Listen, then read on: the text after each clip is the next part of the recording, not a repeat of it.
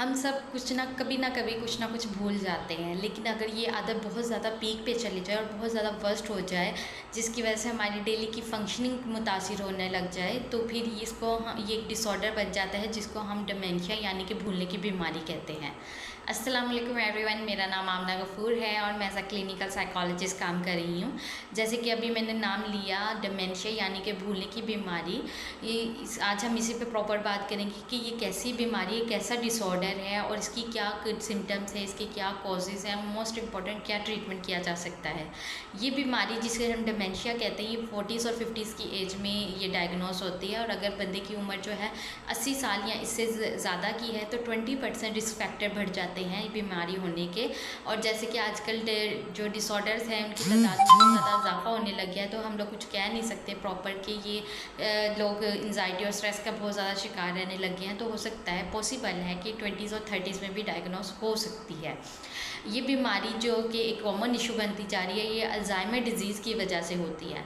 इसकी अलामत पे बात कर लेते हैं। अगर अलामत को हम लोग कहें तो सबसे पहले ये याददाश्त को मुतासिर करती है। इंसान की जो मेमोरी है इसमें बहुत ज़्यादा मुतासिर होती है।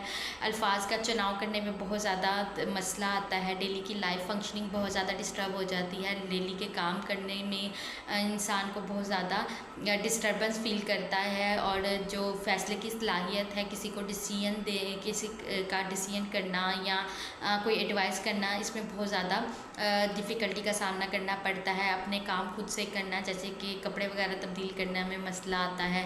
फिर इंसान की तबीयत में खासा गुस्सा और चिड़चिड़ापन ज़ाहिर होता है। इस इंसान की शख्सियत जो है उसमें ये रवैये रोनमा हो रहे होते हैं, बाज़ तब्दीली नज़र आ रही होती है। शक व शुबा वाली शख्सियत सामने आने लग जाती है, हर किसी पे शक करने लग जाना, इस तरह की कुछ अलामत ज़ाहिर होने लग जाती है। इंसान का किसी चीज़ में दिल नहीं लगता और अपनी ये तमाम रवैयों की वजह से उसे पता भी है इंसान को कि ये सारे चीज़ें मेरे साथ हो रही हैं, लेकिन वो फिर भी दूसरों को ब्लेम करता है कि तुम्हारी वजह से हो रहा है। यानी कि अगर इंसान को किसी बंदे से एक चीज़ पूछ ली तो उसने बता दी और 10 मिनट गुजरे और साथ ही इंसान फिर भूल गया चीज़, तो इस चीज़ पे कि मैं उससे दोबारा पूछूंगा तो वो कोई एक दफ़ा बता देगा, 2 दफ़ा बताएगा, तीसरी दफ़ा कहेगा कि मैं तुम्हें बार बार क्यों बताऊँ। तो लोग उन्हें पता है कि मसला मेरे साथ है, लेकिन वो दूसरों को ब्लेम करते हैं कि ये तुम्हारी वजह से मेरे साथ चीज़ें हो रही हैं, मैं भूल रहा हूँ चीज़ों को। फिर बाज़ औक़ात तो लोग किस रोड पे चल रहे हैं ये भूल गए, किस घर में जा रहे हैं ये भूल गए। अक्सर लोग तो अपने बीवी बच्चों और फैमिली के लोगों के नाम भूल जाते हैं, कि इनके साथ रहते हैं वो भूल जाते हैं, कहाँ ऑफिस में काम करते हैं वो भूल जाते हैं, क्या काम कर रहे थे वो भूल जाते हैं। तो इस तरह की कुछ अलामत जो हैं वो बहुत ज़्यादा पीक पे आके ज़ाहिर होना शुरू हो जाती है। नॉर्मली डिमेंशिया का ऑनसेट बहुत ज़्यादा ग्रेजुअल होता है, आहिस्ता आहिस्ता सोसाइटी की तरफ जाता है। लेकिन अगर किसी को किसी स्ट्रोक के बाद ये स्टार्ट हुआ है, जिसे हम मल्टी इन्फेक्ट डिमेंशिया कहते हैं, तो उस सूरत में ये सडनली होने के भी चांसेस होते हैं। अगर हम कॉजेज़ की बात करें तो सबसे पहला जो कॉज आ जाता है जेनेटिक्स। जीन्स हमारे किसी भी डिसऑर्डर में बहुत ज़्यादा अहम रोल प्ले कर रहे होते हैं। अगर किसी फॉर पेरेंट्स को या फैमिली में इस तरह की कोई बीमारी रन की हो या पेरेंट्स में इस तरह की कोई बीमारी रही हो, तो बहुत ज़्यादा चांसेस होते हैं कि बच्चे में ओल्डर एज में जाके या फिर बुढ़ापे में जाके इस तरह की कोई याददाश्त वाली बीमारी बच्चे को हो सकती है। इसके अलावा अगर कोई डाउन सिंड्रोम की बीमारी किसी को है या उस तरह की मिसाल से 2-4 है, तो तब भी याददाश्त की बीमारी हो सकती है। और फिर अगर किसी को हेड इंजरी हुई या उस सूरत में उसको सर पे कोई चोट लग गई, तो उसकी वजह से भी याददाश्त की सलाहियत मुतासिर हो सकती है। इसके अलावा दूसरे डिसीज़ भी हो सकते हैं, यानी कि अगर किसी बंदे को बहुत ज़्यादा ब्लड प्रेशर रहता है या फिर उसको कोलेस्ट्रॉल बहुत ज़्यादा बढ़ा हुआ है, डायबिटीज़ है या हाइपरटेंशन का शिकार रहता है या बहुत मोटापा है और सिगरेट नोशी बहुत ज़्यादा करता है, या जो लोग अल्कोहल का बहुत ज़्यादा इस्तेमाल करते हैं, तो ऐसी सूरत में भी याददाश्त की सलाहियत मुतासिर होने के चांसेस होते हैं, ऐसी कोई बीमारी लाहक हो सकती है। इसके अलावा अगर हम नौजवानों में बात करें तो नौजवानों में, क्योंकि नौजवान नस्ल जो है स्ट्रेस, एंजाइटी और डिप्रेशन के बहुत ज़्यादा करीब होते हैं, उन्हें ये इस तरह की बीमारियाँ बहुत ज़्यादा होती हैं, तो जिसे हम सूडो डिमेंशिया कहते हैं, तो इस सूरत में भी इनकी याददाश्त मुतासिर हो सकती है। या जो लोग बहुत ज़्यादा अल्कोहल का इस्तेमाल करते हैं तो उसमें एक बीमारी जिसे हम कोर्साकोफ सिंड्रोम कहते हैं, उसकी जो कि एक विटामिन बी 1 की थायमिन की डेफिशिएंसी की वजह से होता है। तो उसकी स्वेयर डेफिशिएंसी की वजह से हो जाता है। तो इसमें चांसेस होते हैं कि बंदे को डिमेंशिया हो सकता है। या इसके अलावा एड्स हो गया किसी को, या थायराइड की बीमारी है तो उसमें भी याददाश्त आपकी सलाहियत जो है वो बहुत ज़्यादा मुतासिर हो जाती है।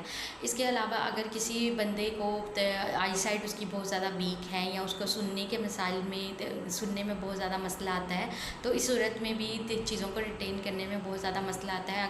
यानी कि अगर वो प्रॉपर देख नहीं सकता या सुन नहीं सकता तो वो चीज़ों को कैसे रिटेन कर सकता है। तो ये इसी तरह के कुछ कॉजेज़ हो सकते हैं जो कि डिमेंशिया की बीमारी में बहुत ज़्यादा इम्पॉर्टेंट हैं, जिसकी वजह से डिमेंशिया की बीमारी हो सकती है।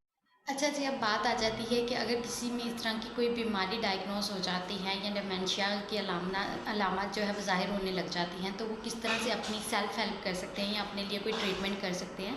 तो सबसे पहले तो आप जिस भी शख्स से मिलें उसका नाम 2-3 दफ़ा जहन में दोहरा लिया करें, या जिसको भी आप मैसेज करें तो मैसेज को 2-3 दफ़ा पढ़ लिए या नाम को 2-3 दफ़ा जहन में दोहरा लिया, ताकि आपके जहन में वो चीज़ बैठ जाए और आपको याद रहे।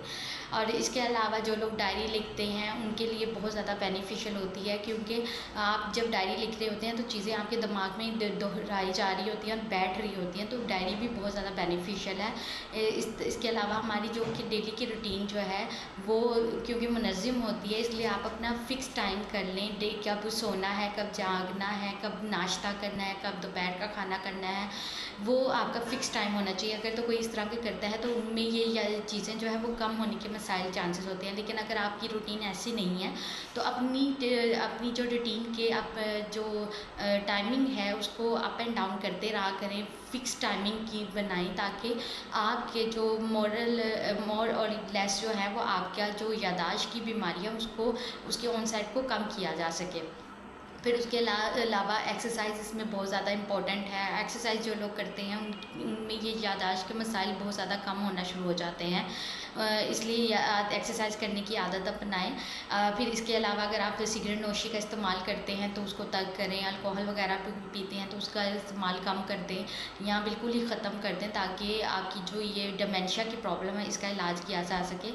इसके अलावा फिर अगर जैसे कुछ ऐसे क्विज़ेज़ होते हैं जिसमें दिमाग का बहुत ज़्यादा इस्तेमाल होता है, उसमें अपने आप को बिज़ी करें, ताकि आपका दिमाग जो है वो दूसरी चीज़ों की तरफ हो और आपकी जो प्रोग्रेशन है उसमें ज़्यादा बेनिफिशियल चीज़ें सामने आएँ। क्योंकि हमारा दिमाग ऐसी चीज़ है जिसको हम जितना इस्तेमाल करें वो उतना अच्छे तरीके से काम करता है। इसके अलावा अगर आपको ब्लड प्रेशर, डायबिटीज़ या कोलेस्ट्रॉल या हाइपरटेंशन ऐसी कोई बीमारी है तो अपना लाजमी अर्ली आप अपना चेकअप कराएं और रेगुलरली चेकअप करवाते रहा करें, ताकि इसकी नौयत का पता चले कि कहीं बीमारी ज़्यादा या कम तो नहीं हो रही कि डिमेंशिया बनने के चांसेस, या उसको अर्ली एजेस में ही उसको ग्रैब कर लें। और अगर आप नौजवान हैं तो मोस्ट प्रॉब्ली चांसेस हैं कि आपकी जो बीमारी है वो स्ट्रेस या एंजाइटी या डिप्रेशन की वजह से हो, तो किसी भी माहिर नफ्सियात को मिल के आप अपनी बीमारियों का इलाज करा सकते हैं ताकि वो डिमेंशिया की तरफ ना जाए। लेकिन अगर आप ओल्डर एज में हैं तो मोस्ट प्रॉब्ली ये लाजमी है कि ये कोई अल्जाइमर डिजीज़ की वजह से बीमारी हुई हो, तो उसके लिए फिर कोई एंटी डिप्रेसेंट वो एंटी डिमेंशिया मेडिसिन आती हैं तो वो ले सकते हैं। इसके अलावा विटामिन्स आते हैं जो कि कुछ सप्लीमेंट्स आती हैं जिसमें विटामिन ई वगैरह इस्तेमाल होती हैं, जो कि इसकी डिमेंशिया की प्रोग्रेशन जो है वो उसको स्लो कर देते हैं, ताकि और जो याददाश्त है उसके मसाइल को कम कर देते हैं, ताकि लोग किसी को इस तरह की बीमारी है वो इसका अपनी जो याददाश्त है उसको बेहतर तरीके से इस्तेमाल में ला सके। इसके अलावा अगर मज़ीद इसमें कोई भी बीमारी का बढ़ती है या आपको मसाइल नहीं पता चले तो आपको चाहिए कि इसको अर्ली एजेस में ही किसी माहिर नफ्सियात के पास जाएं और उससे अपना इलाज करवाएं, ताकि इसकी बीमारी को फ़ौरी तौर पे पकड़ के उसका इलाज शुरू किया जा सके। और इस तरह की बीमारियां जो हैं, मैंने पहले भी बताया, डिसऑर्डर्स को कभी भी हम क्योर नहीं करते, उसका उसको मैनेज किया जाता है। तो इसकी बीमारियों को मैनेज करने के लिए किसी भी माहिर नफ्सियात के पास जाएं और अपनी बीमारी को बढ़ने से पहले, यादाश्त के मसाइल बढ़ने से पहले उसका इलाज करवाएं। अगर फिर भी आपको कोई चीज़ समझ में नहीं आई या आपको कोई पॉइंट लगता है कि यहाँ पे हम कंफ्यूज हो रहे हैं, तो आप मुझे कमेंट सेक्शन में पूछ सकते हैं। उसके अलावा ऐसी इफेक्टिव वीडियोज़ के लिए, ऐसी इंफॉर्मेटिव वीडियोज़ के लिए आप मुझे लाइक, शेयर और मेरे चैनल को सब्सक्राइब कर सकते हैं। और अगर आपको लगता है कि आपको प्रोफेशनल हेल्प लेने की ज़रूरत है, साइकोलॉजिकल हेल्प लेने की ज़रूरत है, तो आप मुझसे कॉन्टैक्ट भी कर सकते हैं, अपॉइंटमेंट बुक करवा सकते हैं। बाकी तब तक के लिए, नई वीडियोस के लिए मुझे अपनी दुआओं में याद रखिएगा। अल्लाह हाफ़िज़।